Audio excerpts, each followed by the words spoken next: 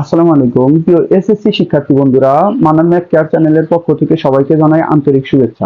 তোমরা যারা এসএসসি শিক্ষার্থী আছো, তাদের সবচেয়ে কঠিন যে সাবজেক্টটা সেটা হচ্ছে সাধারণ গণিত।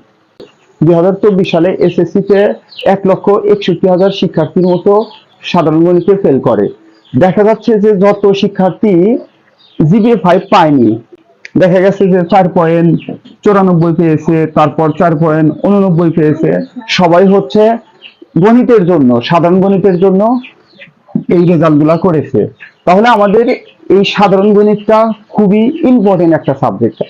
আর এই সাধারণ গণিতটা যদি আমরা সিলেবাস বুঝে কোন কোন অধ্যায় পড়লে প্রশ্ন আসবে, কমন পাবো, সেগুলা দেখে দেখে যদি আমরা পড়ি, তাহলে দেখা যাবে যে আমরা ভালো একটা রেজাল্ট করতে পারবো। যেমন দেখো, এখানে বীজগণিত আছে 1 অধ্যায়, 2 অধ্যায়, 3 অধ্যায়, 4 অধ্যায়, 5 অধ্যায়, 11 অধ্যায়, 12 অধ্যায়, 13 অধ্যায়, 1 2 3 4 5 6 7 8, 8টা অধ্যায় আছে। এই 8টা অধ্যায় থেকে 3টা প্রশ্ন আসবে, 2টা প্রশ্নের অ্যান্সার করতে হবে। কেউ যদি শুধু এই 8টা অধ্যায় পড়ে বলে যে আছে 1 থেকে 17 অধ্যায় পর্যন্ত, তাহলে আমার এই 1 থেকে 17 অধ্যায়ের মধ্যে 8 অধ্যায় পড়লাম, তাহলে 8টা অধ্যায় পড়ার পরেও কিন্তু প্রশ্ন অ্যান্সার করতে পারবে কয়টা? 2টা। তো আমাদের এখান থেকে যেহেতু প্রশ্নের অ্যান্সার করতে হবে 3টার থেকে 2টা, 3টা প্রশ্ন আসবে, 2টা অ্যান্সার করতে হবে। তাহলে কোন কোন অধ্যায় থেকে এই প্রশ্ন আসার সম্ভাবনা সেটা আমাদের দেখতে হবে। যেমন এখানে আছে হচ্ছে 3 অধ্যায়, এই 3 অধ্যায় থেকে মাস্ট প্রশ্ন আসবেই। আর আছে হচ্ছে 13 অধ্যায়, এই 13 অধ্যায় থেকে মাস্ট প্রশ্ন আসবেই। তাহলে আমরা যদি 3 অধ্যায় আর 13 অধ্যায় করি, তাহলে অলরেডি 2টা প্রশ্ন কি করতে পারবো? অ্যান্সার করতে পারবো। তাহলে 3 অধ্যায় আর হচ্ছে কত? 13 অধ্যায়, এই 2টা করলে 2টা প্রশ্ন কমন পাবো। আমরা যদি সহায়ক হিসেবে আরেকটা অধ্যায়কে রাখতে চাই, তাহলে আমরা 2 অধ্যায়কে রাখতে পারি। তাহলে 2 অধ্যায়, 3 অধ্যায় আর হচ্ছে কয় অধ্যায়? 13 অধ্যায়। তাহলে এই 2 3 13 এই কয়েকটা অধ্যায়কে রাখলে আমরা এখান থেকে 2টা প্রশ্ন মাস্ট অ্যান্সার করতে পারবোই। তাহলে এতগুলা অধ্যায় আমাদের করার কি দরকার আছে? তারপর এখানে দেখা যাচ্ছে যে জ্যামিতিতে 3টা প্রশ্ন আসবে, যে তুমি 2টার অ্যান্সার করতে হবে।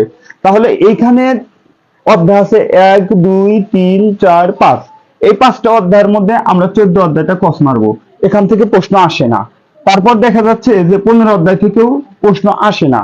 8 অধ্যায়, 7 অধ্যায়, 6 অধ্যায়, এই 3টা অধ্যায় করলে যে কোনো 2টা প্রশ্নের অ্যান্সার করতে পারবো।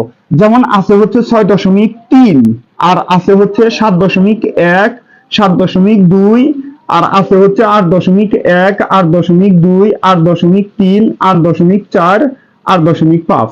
তো এই যে কয়েকটা অধ্যায় আছে, এর মধ্যে থেকে এই 6.3 থেকে একটা প্রশ্ন আসে, তাহলে একটা প্রশ্ন আসলেও 6.3 থেকে।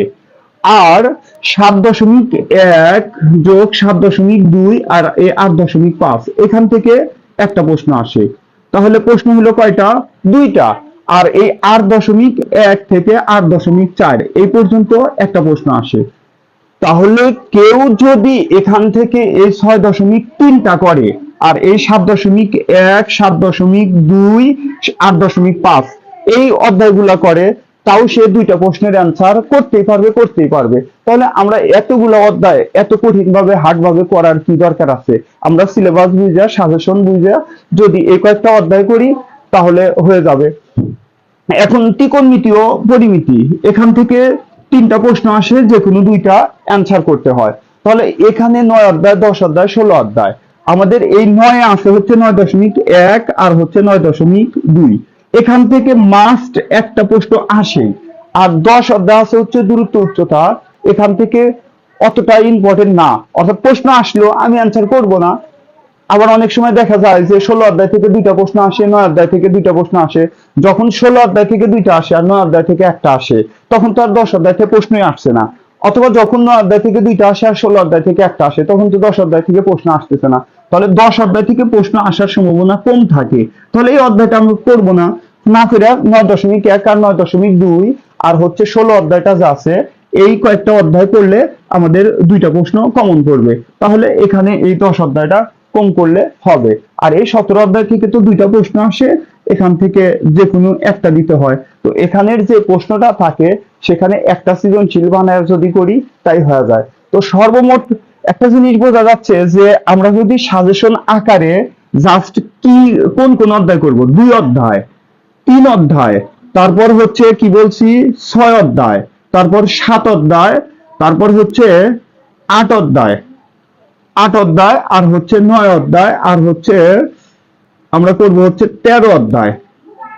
13 অধ্যায় করার পর আর কোনটা বাদ আছে আমাদের? 16 অধ্যায়, আর হচ্ছে 17 অধ্যায়।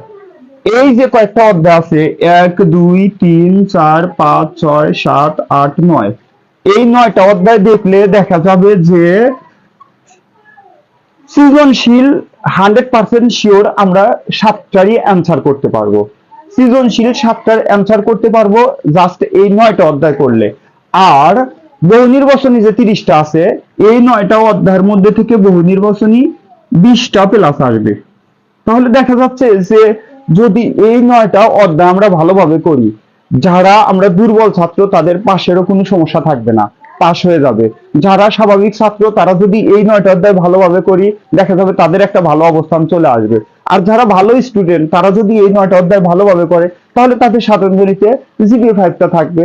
সেই হিসেবে আমরা যদি আগে এই 9টা অধ্যায় ভালোভাবে করি আর অধ্যায়গুলো বহু নির্বাচনীর জন্য স্বাভাবিকভাবে করি, তাহলে আমাদের ভালো একটা অবস্থা তৈরি হয়ে যাবে সাধারণ গণিতে।